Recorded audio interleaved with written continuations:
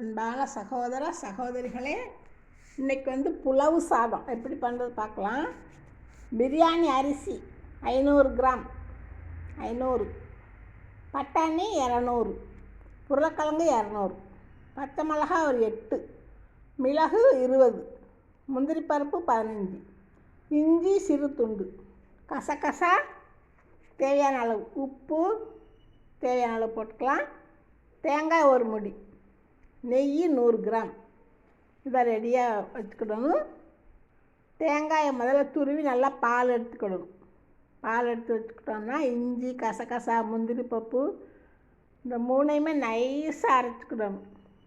பாத்திரத்தில் நெய் ஊற்றி மிளகு முந்திரி பருப்பு கருவேப்பிலை போட்டு பிறகு உருளைக்கிழங்கு பட்டாணி எல்லாம் பச்சை மிளகாய் எல்லாம் போட்டு வதக்கி தேங்காய் பால் இஞ்சி இந்த கலவையெல்லாம் எல்லாம் சேர்த்து உப்பும் சேர்த்து கொதிக்க விடுங்க.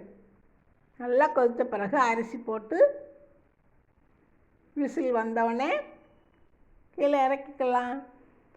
புலவு சாதம் தயாராகிடும்.